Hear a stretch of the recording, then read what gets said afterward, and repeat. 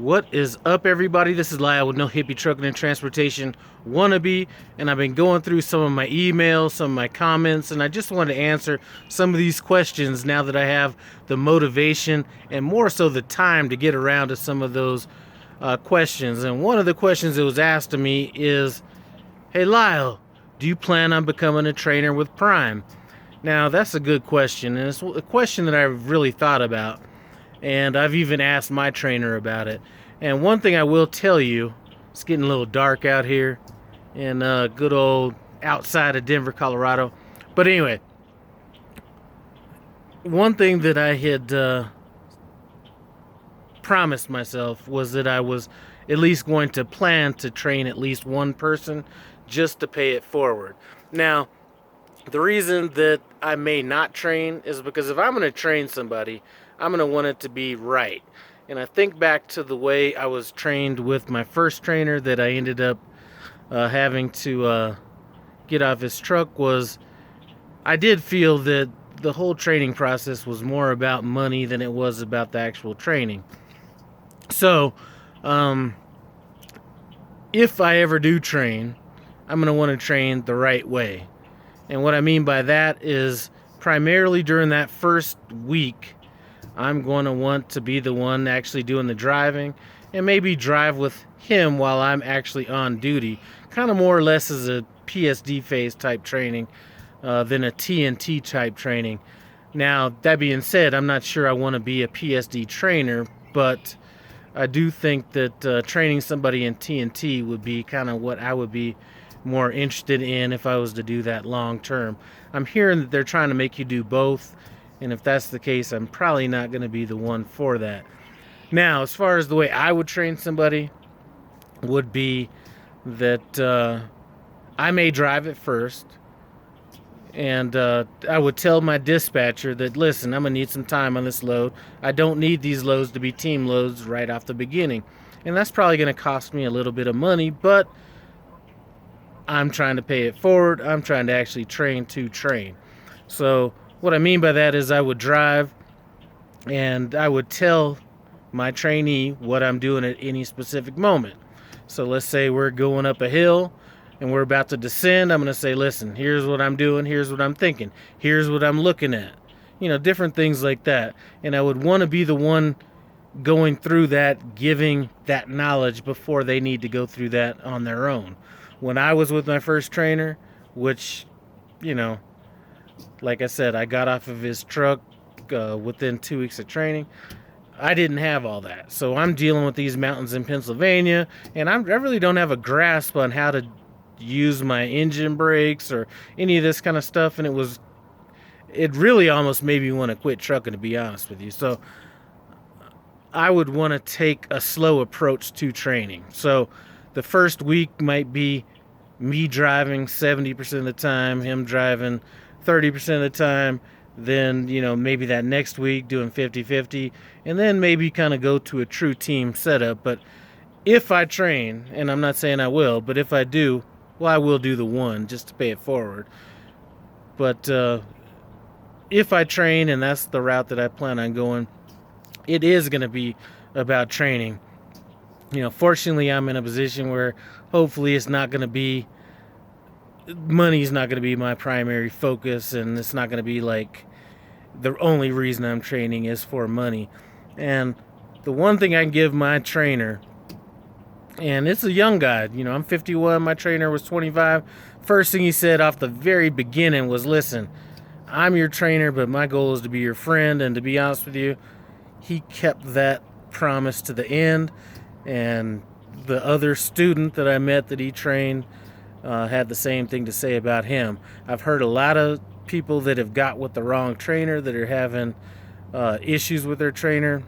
And I think a lot of those issues are not necessarily that they can't translate the information, but just putting too much stress on students on outside factors that really shouldn't be a factor. So I really do think that I would be a good trainer. I think my temperament, my family might say, may not say my temperament is where it needs to be, but, My friend that's been a truck driver since 1992, I taught him how to drive a stick.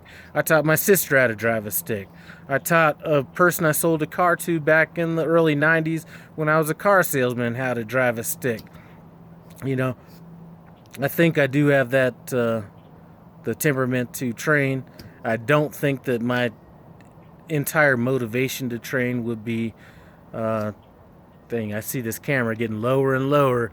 This thing gets heavy after holding it up a while, but I don't think that my main motivation would be to make money as a trainer. I mean, I think there needs to be something that you gain from training because you're putting a lot on the line when you're training. As a matter of fact, I was talking to my trainer, and it's a conversation we've had a few times, and I was like telling him, I'm not sure that I would have been able to sleep as comfortably as you were back there during some of this training, but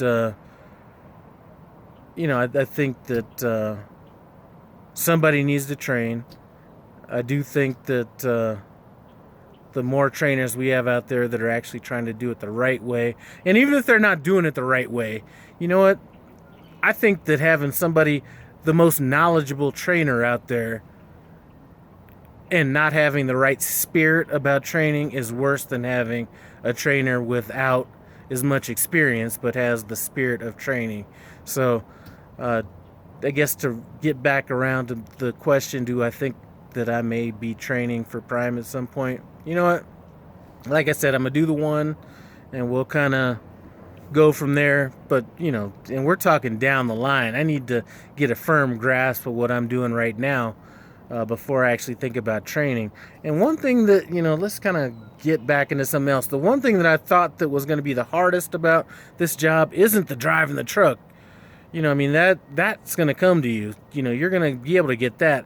It's some of this random stuff that's like the stuff that is, if you're going to ask me what kind of gives me anxiety and, what are the issues that I think, it's not that. It's some of these shippers and receivers. You go to some of them, Hershey's, Costco, Shaw. You go to some of these places that have really good, they